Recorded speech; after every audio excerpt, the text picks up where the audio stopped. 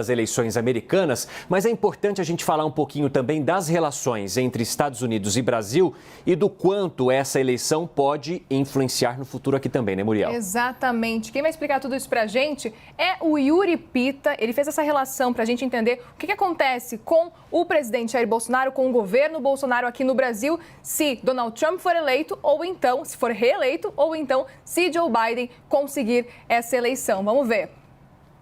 Olá, Muriel. Se Donald Trump não conseguir ser reeleito presidente dos Estados Unidos, vai ser apenas a 11ª vez entre 33 eleições em que houve um candidato à presidência da República concorrendo à reeleição a um novo mandato.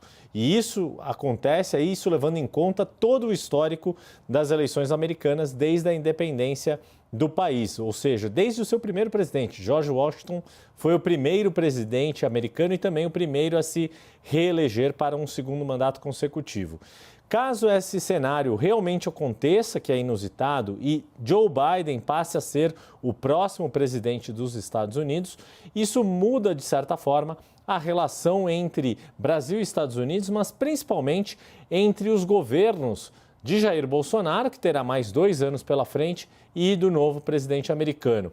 É inegável a aposta que o governo brasileiro, que o governo de Bolsonaro fez em defender a reeleição de Donald Trump, em se mostrar muito próximo do atual presidente americano, vai ter alguma consequência, sem dúvida alguma. Mas diferente do que se imaginava em outros tempos, na atual conjuntura, o presidente, caso Joe Biden seja eleito presidente, será um presidente democrata que será muito mais aberto ao multilateralismo e aos acordos da economia global do que Donald Trump foi, que rejeitou a Organização Mundial do Comércio, a Organização Mundial da Saúde, a própria OTAN, Tratado do Atlântico Norte, entre outros organismos multilaterais. E como o governo Jair Bolsonaro vai se comportar em relação a um novo governo do Partido Democrata será a grande questão. Vai precisar reconstruir essa relação com o atual presidente americano, ainda que as relações entre os dois países, Brasil e Estados Unidos, sejam muito pautadas pelo pragmatismo, pela necessidade de comércio entre os dois países e pela influência geopolítica que, obviamente, o Brasil tem na América do Sul, principalmente, mas também na América Latina, e do quanto isso é importante para as estratégias americanas. Como fica a relação do Brasil com a China nesse contexto e como os Estados Unidos vão passar a se relacionar com a China, também é algo em aberto que vai precisar ser reconstruído pelos diplomatas brasileiros e pelo governo Jair Bolsonaro como um todo. Fato é que o governo brasileiro fez a aposta de jogar guardar todos os ovos na mesma cesta. Nesta mesma terça-feira, o presidente Bolsonaro externou essa preferência pela reeleição de Donald Trump.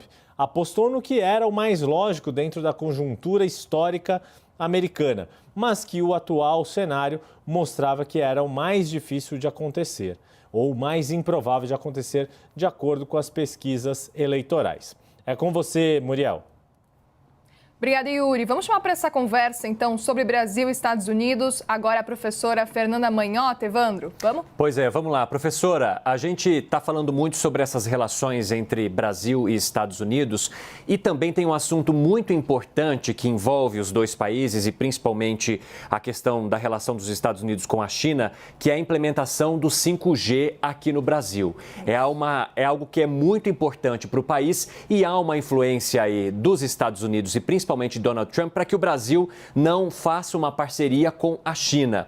Eu gostaria de saber da professora Fernanda Manhota de que forma que ficam essas relações, caso Joe Biden ou Donald Trump vença as eleições agora em assuntos muito importantes e no caso da reeleição de Donald Trump, essa influência, porque a China hoje é a principal parceira econômica do Brasil. Isso poderia afetar de alguma forma essas negociações? Principalmente as do 5G, professora? Olha, Evandro, entre as poucas linhas de continuidade que eu destacaria entre uma eventual gestão Biden e a continuidade do Trump, está a política com relação à China, né? Nós estamos habituados a associar essa política de uma retórica mais ofensiva, de uma política mais hostil ao presidente Trump, e muita gente logo de cara imagina que o Biden talvez fosse o oposto disso.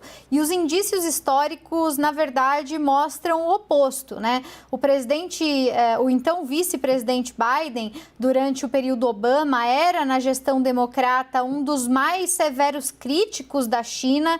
Há diversos registros da época que dão conta de mostrar que o Biden, naquele momento, já era favorável a uma política muito parecida com essa que o Trump acabou implementando. Ele já falava em guerra cambial, já falava em guerra comercial, ele era favorável à elevação de barreiras tarifárias nos Estados Unidos contra a China, ele já falava sobre a discussão em torno de propriedade intelectual, já falava sobre os abusos que ele entende que a China praticava em vários desses setores competitivos, né? E quando a gente olha para a própria opinião pública americana, a China é um dos fatores que aglutina esse eleitorado, né? Em geral, democratas e republicanos apoiam uma política mais dura em relação à China. Então, ainda que o Biden fosse eleito, eu não vejo uma mudança tão drástica na relação bilateral. E por consequência, né, pensando na triangulação disso com o Brasil, eu imagino que seria um ponto de contato para o governo Bolsonaro continuar prestando essa certa lealdade ao governo americano, independente de qual fosse ele. E um dos pontos de cobrança, tanto de Trump quanto de Biden, provavelmente giraria em torno dessa hegemonia tecnológica que gira em relação ao assunto do 5G, né? Se isso é bom para o Brasil, é que justamente reside a questão, porque a aliança que nós temos assistido, essa aliança de um alinhamento automático, como os especialistas chamam, no final do dia vulnerabiliza o Brasil, porque faz com que a gente arrume problemas em relação a outro parceiro que é a China, quando nós poderíamos nos beneficiar de uma eventual barganha com os dois aliados nesse sentido. Então, é por isso que muita gente vai dizer que o governo Bolsonaro se aliou muito mais ao trumpismo do que aos Estados Unidos e por isso, inclusive, recorre nessa possibilidade de uma eventual transição de poder e com as dificuldades que isso acarretaria, Evandro. Obrigada, professora. Vamos chamar agora o Pablo para essa conversa, ele que está acompanhando em tempo real essa contagem de votos e tem um mapa de todos os estados dos Estados Unidos. Então, Pablo, o que eu queria entender é que para você atualizar, na verdade, para a gente, como é que está a situação agora faz um tempinho, desde que você não aparece aqui, mostra para a gente como é que está esse mapa, se já tem algum outro estado sendo colorido totalmente ou ainda não.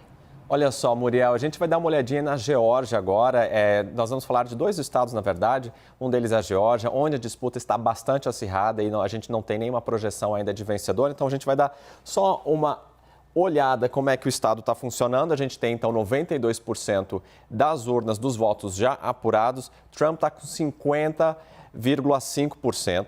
E o Biden está com 48,3%. Ou seja, a gente tem aí uma disputa acirrada, tem ainda um espaço ainda que a gente pode ter, inicialmente a gente tem essa vantagem do Trump, mas obviamente que pode ser revertida ainda pelo Joe Biden. Lembrando então que são 16, o número no colégio eleitoral é de 16. Então, estão na disputa aí e olhando ali o placar ali de cima, a gente tem até agora então Joe Biden com 220 e o presidente americano com 213, como a gente pode ver ali à direita acima do nosso mapa. A gente ia dar uma olhada também agora na Carolina do Norte, rapidinho, para ver como é que está. A Pensilvânia, a gente vai ter uma atualização um pouco mais tarde, com uma nova leva, então, de votos vindo. Vamos dar uma olhadinha aqui na Carolina do Norte. A gente tem 95% de votos apurados. Trump está com 50,1%. Biden com 48,7%. Muriel, bem apertada essa competição, essa disputa aí, então, na Carolina do Norte. Ô, Pablo, eu tenho uma encomenda para você também. Eu queria saber como é que está a situação do Arizona agora. Vamos dar uma olhadinha, então, no Arizona. No Arizona, a gente está aqui, azulzinho claro. Nós temos, então, 80